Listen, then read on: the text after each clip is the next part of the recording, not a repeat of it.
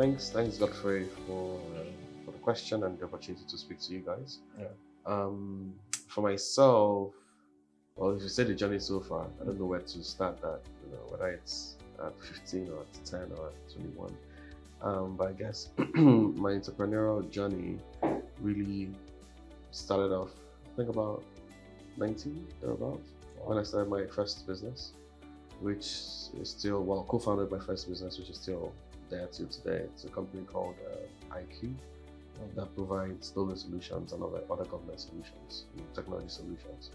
And running IQ for a while, and then transitioning into education. When I had launched Student Circle, which was a social network for students around the world. The network grew, did quite well, became a member of a number of education consortiums. But we had to transition away from that to what is now known as Digital University Benny American, which was just a natural transition because we had built a network of students and potential students who were looking for really good content to learn from digitally. Launching Benny in 2012 and transitioning from that as well to having our technology, getting into EduTech, the platform that use the technology to enhance and extend education programs in public universities, working with OAU, IFE, ABUs are there to take their own programs online. I think that's how we launched the first online MBA in Nigeria. Launched the first online nursing program in Nigeria as well, and racking up, hundreds and thousands of students in the years that it's been running. So we have distance learning centers in these universities, using the platform and technology. And then following on to that, joining BetKing, as CEO, and just leading it through its transition in 2019. Just fully taking the realms in 2020, just before lockdown and COVID. And I guess here we are, still pushing through. But in other aspects, providing support to startups and investors, a few startups here and there, providing advisory to both startups and agencies of government because of especially the level of innovation. There's a number of things we've done in the past that was pretty much the first time anyone was doing that. So helping create the regulatory framework for a number of these initiatives has been what I call the journey, I guess. That's great. I mean, that's a number of years like that. So, just like you mentioned, BetKing, I would love you to tell us about the BetKing brand and its operations in Nigeria. Yeah, so BetKing launched in Nigeria in 2018. And so we're just well over 5 years now. And we started off purely sports betting brand, new in the market in 2018. And in the 5 years that we've been operating, become one of the most recognizable sports betting brands in Nigeria. We've also started to grow. We now have our mother brand called KingMakers, which BetKing is a brand of. Because as the business has grown, we've also identified other opportunities. We identified other opportunities for the business beyond just sports betting. Looking at opportunities in gaming in general, which is an industry we really play in. Launching Super Picks in partnership with Super Sports, and in South Africa now just recently launched Super Sports Bet as well, which is our sports betting brand in South Africa. So the KingMakers brand holds the entire multiple brands that we now have, where BetKing is now one of them. In Nigeria, we've been here 5 years. We've grown over 200 plus people working in business here, and we have both our online platform as well as our presence in retail, which we run through an agent network. Where we have a number of master agents, super agents, and then agents in general, across the country. So that's really also, you can find us online, or you can find us in a nearest retail store that's close to you. So, but business very well regulated by, we have a license from Lagos State and other states in Nigeria, as well as a license from the National Lotteries Regulatory Commission. So that's BetKing. So yeah, you've mentioned the operations of BetKing and how they've been able to build a brand for themselves as standing strong currently in Nigeria. And I just want to know what sets you apart from your competitors. Like, how has BetKing done it? What was that unique market offering that has set them apart from the other competitors in the industry? I'll say that the first thing is we see our business differently from perhaps the way other people see their business. Yeah. We see BetKing as a technology company providing services to our customers, which just happen to be in the gaming space. And that has really changed the way we see the business. It has changed the way we run the business. And it has also changed the way we invest in the business, when compared to how other people invest in the business. In their own businesses. So a very good example is when we launched, we came in heavily on our products to actually have the better product in the market. That's really how we came into the market. And then investing quite heavily on our branding, ensuring that the brand connects to the market segment that we want the brand to connect to. A very good example is that in 2021, we actually went into this whole total rebrand of the BetKing brand, where we also introduced the KingMakers brand. Because we are going through that transition of just being a sports betting company only as BetKing to becoming KingMakers that will have other interest in gaming in general.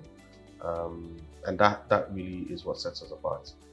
Just the fact that we invest heavily in our product, we see ourselves as a technology company, but that is layered with our investment in our people as well, making sure that we have the best of people who are working with the business to drive the vision that we have, to run the products that we have, and to connect with the customers.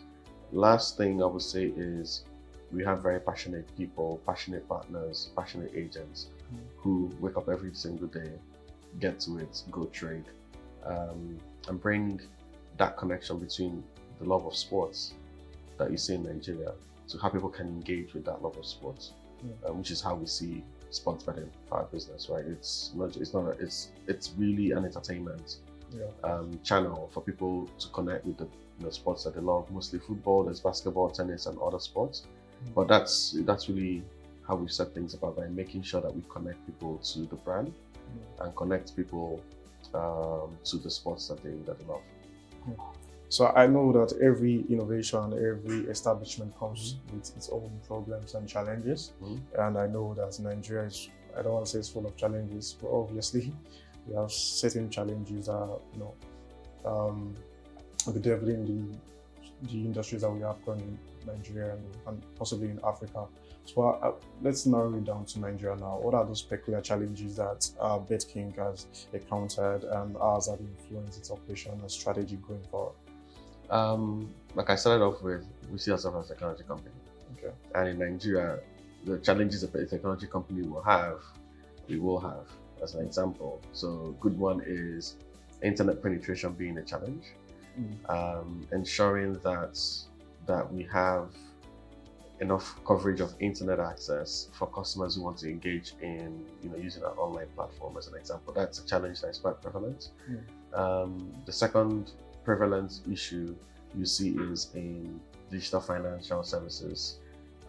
As a tech company, again, that has people doing money in, money out, you see that you need stable payment channels, of course, stable distribution of payments, so you can have access to the multiple levels of the market, right? So those are some of the challenges that you will see on the technology side. On the non-technology side, you have a challenge of the fact that this is a quite slightly new industry.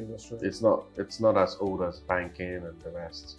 So there's still a lot to learn from the people who are engaging in the use of our products. There's a lot to teach them as well. Of course. There's a lot to do on the regulatory side. There's a lot to do on the law and legal side, and ensuring that we have the right laws that will guide the way the industry is operated in. So you see those challenges in having to do a lot of education, both on the customer side, on the team side, on the regulatory side, just generally on the stakeholder engagement overall. We also have challenges of identity. We're a business that has to rely a lot on KYC. So having to have ways to identify users, identify where they're coming from, what they're doing on the platform, and ensuring that you have all of that data will also exist as a challenge. But ultimately, our strategy is invest in the things that isn't there. So whether it's investing in education of regulation, investing in education of customers, investing in education of the general population, whether it's through infomercials or commercials or even just like some of the corporate social responsibility initiatives that we carry out, and taking our brand to the people so they can experience the brand and understand what the brand is about, understand what the industry is about, and we can overcome some of the preconceived notions that people might have about the industry. So, which is where the base of a lot of the issues will come from. So, thinking about our business that way, strategizing that way, whether it's invest in more payment channels, investing in more ways for people to be able to do cash in, cash out in the business, is what we do. Okay, that's good. That's great to know. And so far you've mentioned that BetKing is a technology platform. That way you're leveraging tech in what you do in your operations majorly. So I just want to ask you a very, very, let's say, concise question about tech, and what role do you see tech playing in the betting industry, and how, you've mentioned some things that you do that concerns tech, but I want to know how BetKing is leveraging on tech and how it has leveraged on tech in the past. With technology company, everything you do is built on technology. Of course. So the fact that you're going on it's technology, it's platform, it's DevOps, it's all the engineering stuff, software engineering, the platform is built. So the business wouldn't exist without technology. That's it. Simple, I think very simply put, the business wouldn't exist without technology. The sports betting industry wouldn't exist without technology right now as it is today. Back in the day when people took bets on paper, that is such a far gone period. But those are like you're going to a horse racing game to go watch a horse race and take your bets by paper, and you come back with your paper and take cash and all of that. But those days are really done. Right now, the sports betting industry as a whole is built on technology, from serving your odds to customer insights to reading the games that are playing, getting live feed of the games and the results as it's happening, so people can do live betting.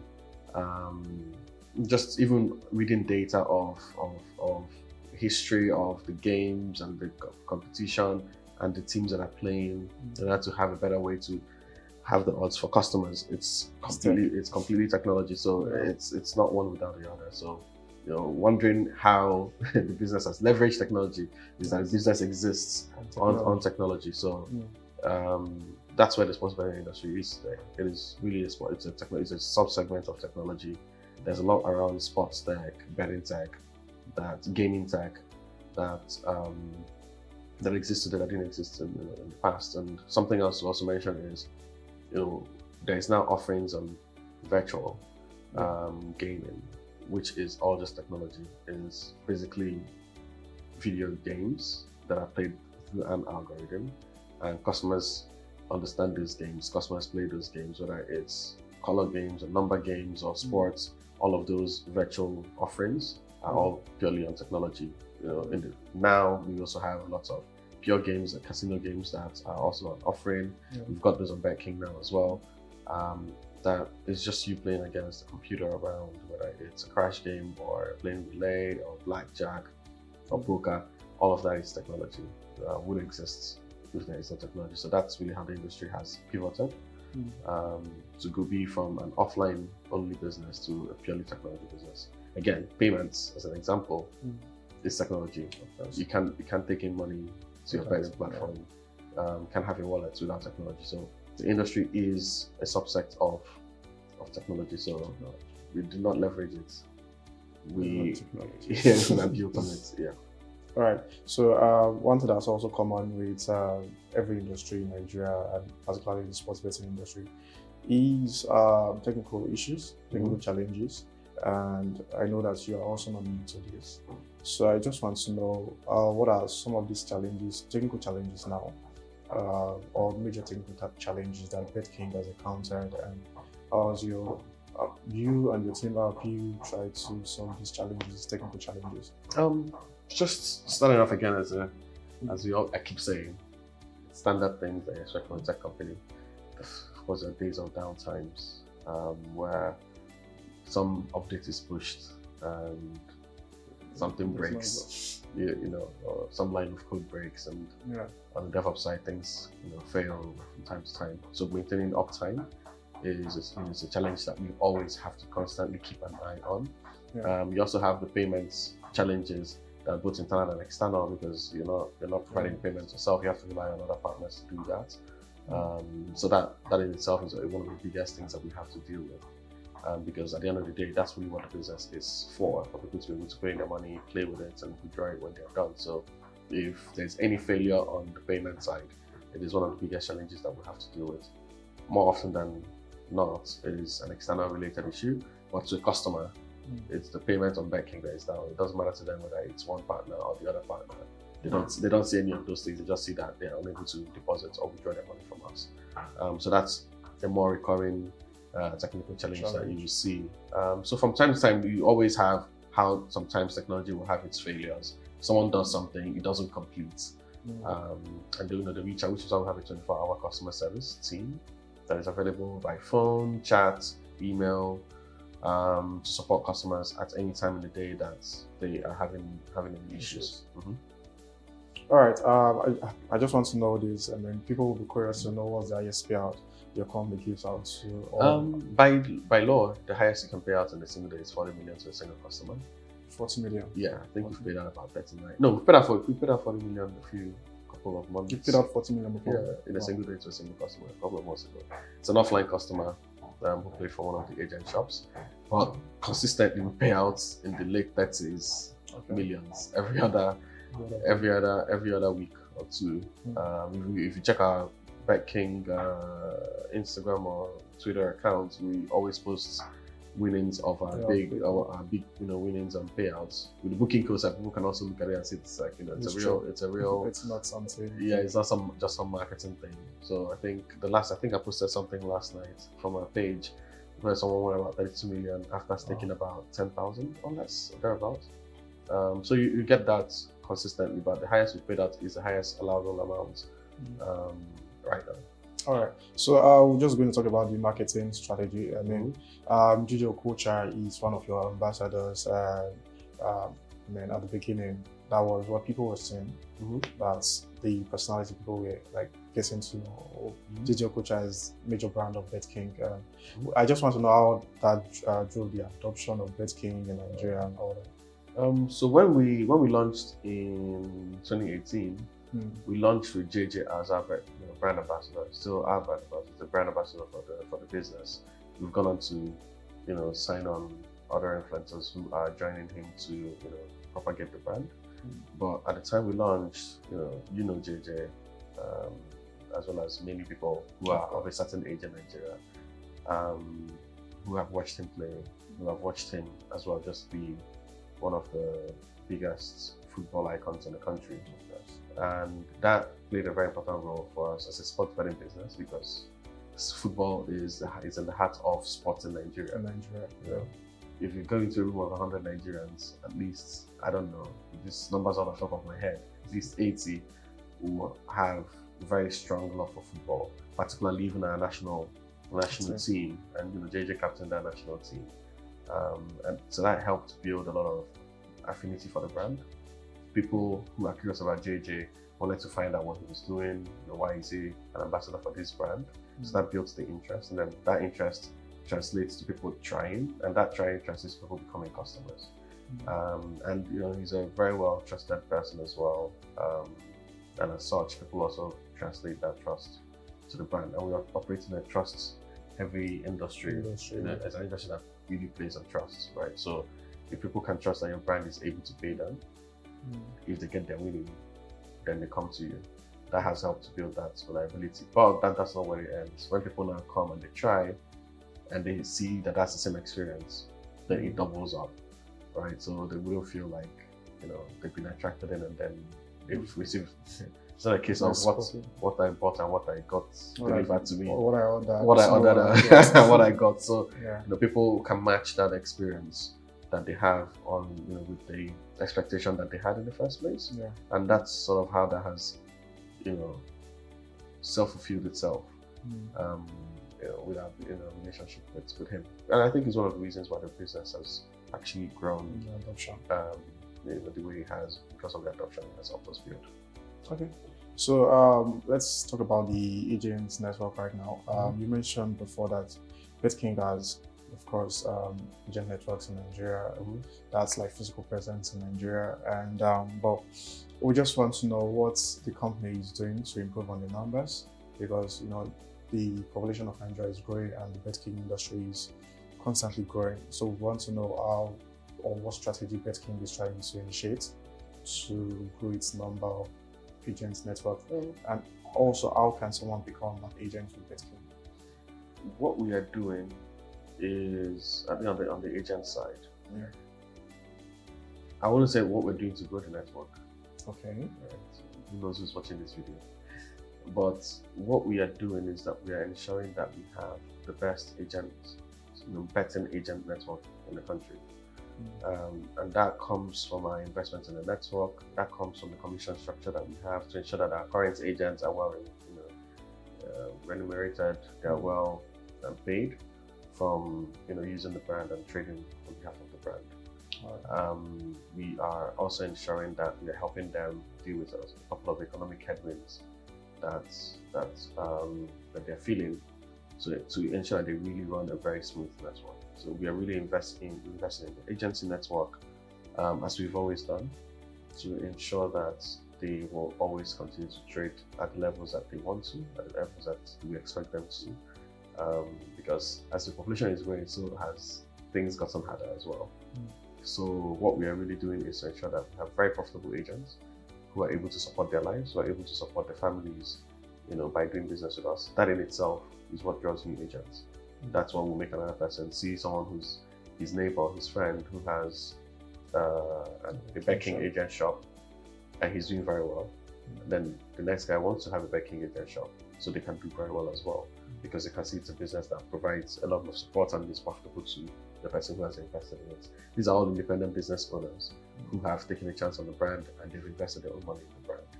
So our goal is to ensure that they run a very profitable business, and then that allows us to grow the network.